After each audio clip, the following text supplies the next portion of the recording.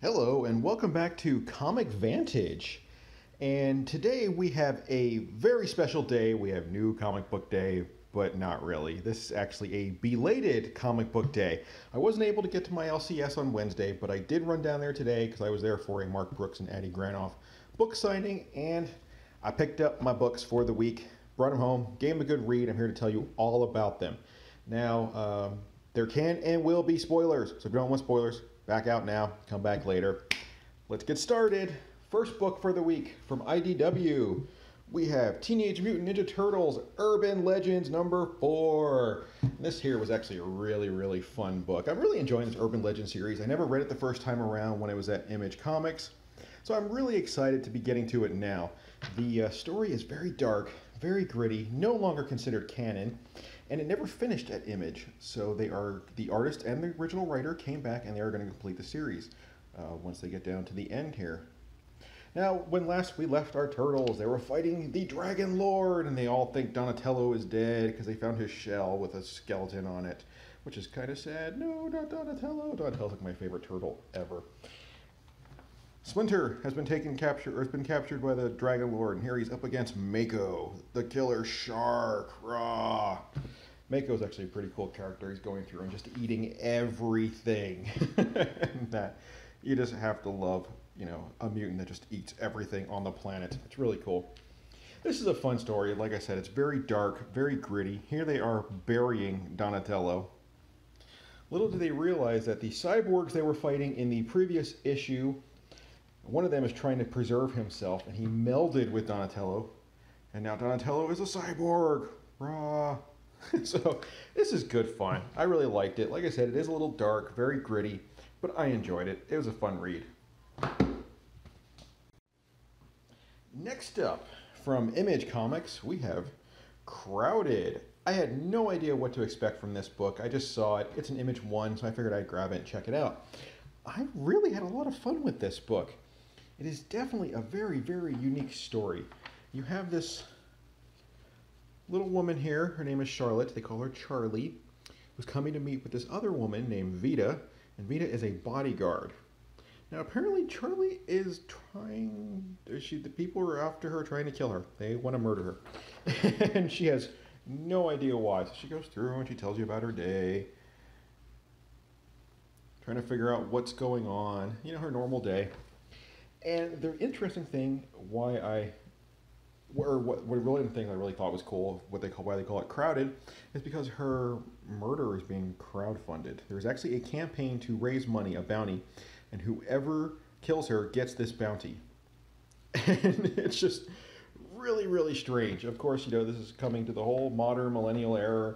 Everything is crowdfunded and sourced, and it's cool. I like it. It's very witty. The artwork is very charming, as you can see, kind of cartoonish. And the whole idea behind it is very unique. Lots of action. So there's people just trying to kill Charlie over and over again. It's a lot of fun. I really enjoyed this book. But then, they're trying to figure out why people want Charlie dead, and they have no idea why. And then we get to the end of the book here, and it looks like Charlie might be hiding a few things. Look at that little sneaky face. She's supposed to be drunk right now, or at least play acting as if she was drunk.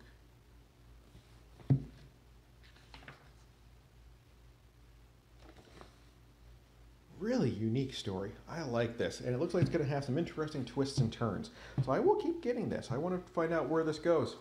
Definite pickup. And next up, from Aftershock, Baby Teeth number 12.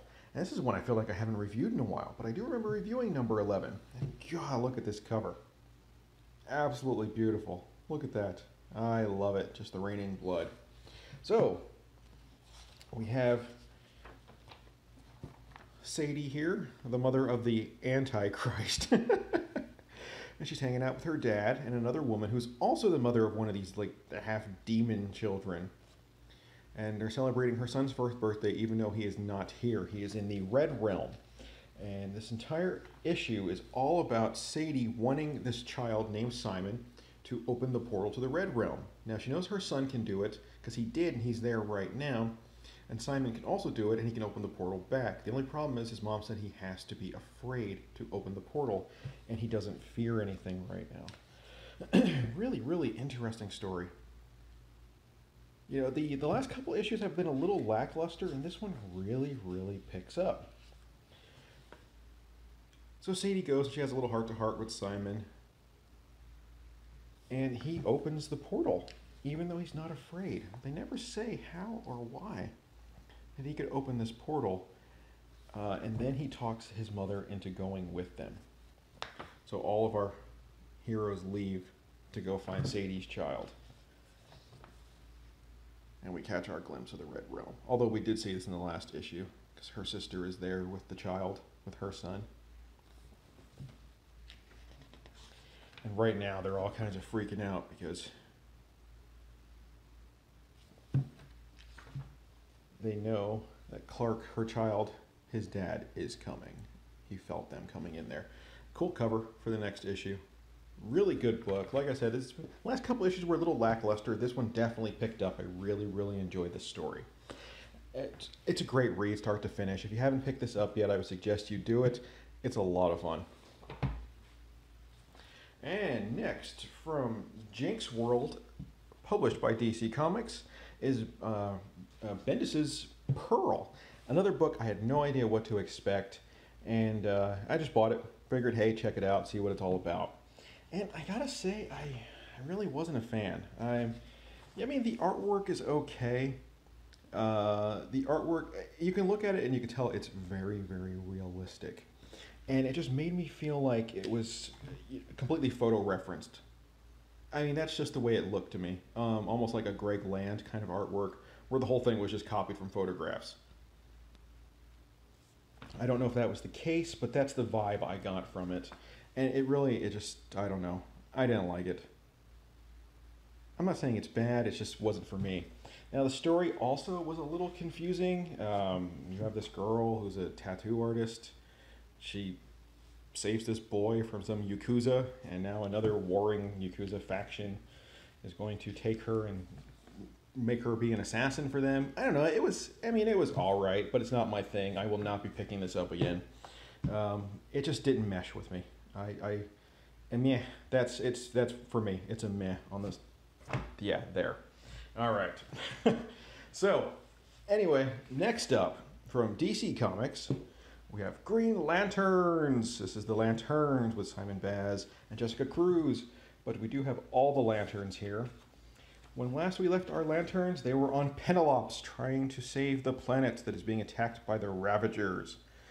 Simon Baz was ordered by the Ring to go fly off and rescue something. He's off doing his own thing, although the central battery has been corrupted, so a lot of their commands they're receiving right now are not from Central Command. They are actually from this weird infection in the central battery that is now overtaking all of their rings. All in all, it was a good book. I enjoyed it. A lot of the Lanterns show up here, so it's kind of like a free-for-all with all of them. We have our big villain here named Eon. Let's see if I can get a good picture of him. Here's Eon. Eon seems to be a pretty badass. He's kind of tough.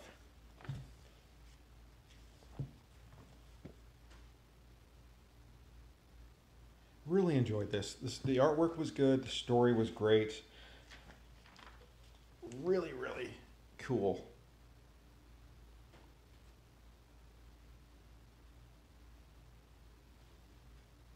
And here's Simon Baz. He's been ordered to go back to Earth. And he has no idea why he's on Earth. And he's like, what am I doing here? Who am I here to help? And they're like, oh, well, the things are all interconnected.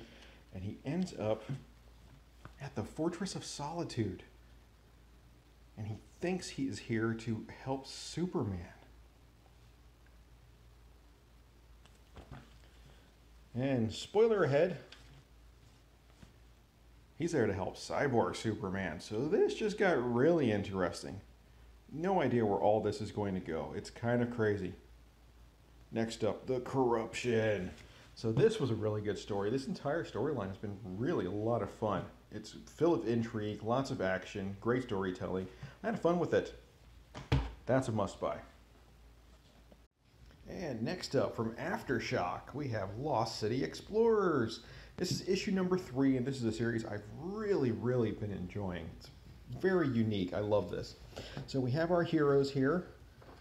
We have Hel and her brother Homer, along with all their friends. Right now they are running through the sewers of New York City. Their father was a scientist, and he discovered an entrance to the city of Atlantis under New York City, and he ended up going missing. Now the company that he was that was financing him has disavowed any knowledge of this and said that he just died. And they don't believe it, and they really want to find out where their dad is at. So this book has some really good artwork.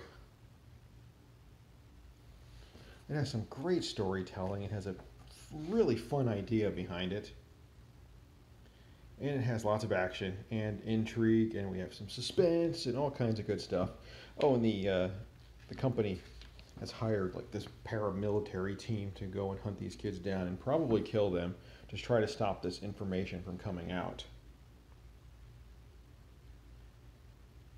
So they do have a map through the sewers, and they find their way down to what they believe is almost like a hidden temple beneath the city. And they start playing these random drum beats because that's what the hieroglyphs were telling them to open this portal. And it truly starts activating. And look at that.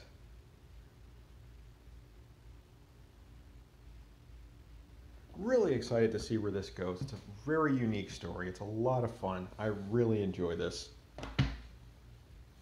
And next up, one of the big books for the week is Extermination #1. Now this one here is going to have spoilers all over the place. So yeah, this one here might be one you want to skip if you don't want spoilers. Anyway, what do we got here? We have the Xavier Institute completely destroyed in 20 years. All the X-Men lying here dead. And this hooded figure trying to figure out how to stop this from happening. We have our time-displaced. This entire storyline is really going to center around these time-displaced X-Men characters, which I had a feeling something was going to happen to them eventually. They really don't belong here. There's got to be some kind of weird ripple effects going on, so it'll be cool to see how this plays out. So next up, we have Bloodstorm and the young Cyclops on a date. That I didn't see coming, and it's actually really cool. I like that idea. And they are attacked by the Hounds and Ahab.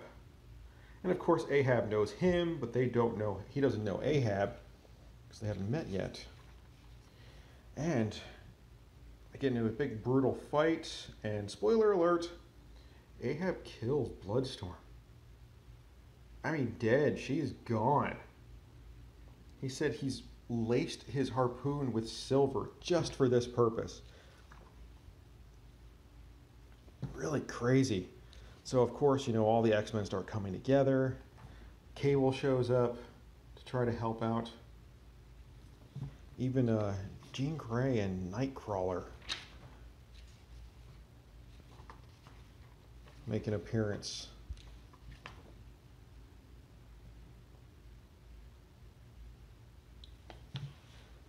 And then we have this hooded figure fighting Cable again. And two huge spoilers. He kills Cable. That is such a great panel right there. Completely awesome. And by the time we get to the end of the book, we find out the hooded figure is a younger version of Cable, who feels like the older version just didn't do what he was sent back to do, so he's coming to take over. Absolutely must read this week. This was a great book, a lot of fun. I mean, this is what the X-Men are supposed to be about right here. Good stories. And next up from Image Comics, we have Analog #5. Analog #5 is the last in this story arc, so I believe they're taking a small break after this. Man, I love this cover. It's so colorful, and yet just the lines are just awesome. And then you have this cool cat down here. Seems to be lapping up some blood or something. All right, we have our hero, Jack McGinnis, returning home from Japan, where he's no longer welcome after the last mission he undertook. He was forcibly removed from the country.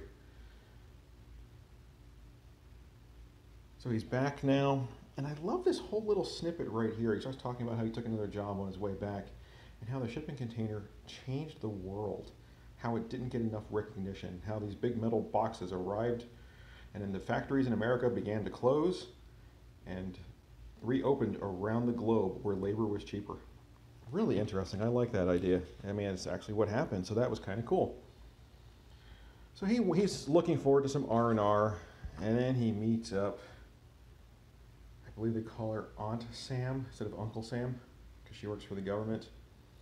And Sam here comes to tell McGinnis that another courier was just killed while he was away, and that courier was using his name. So he wants to find out what's going on, so he makes it to San Francisco where this courier was killed. He gets this courier's real name, and he goes to his apartment to find out where he lived, to see if maybe this courier was killed for his name, or if he was killed for Jack's name, or what's going on. And then he finds out it's all about Jack, because there's a team waiting for him when he shows up.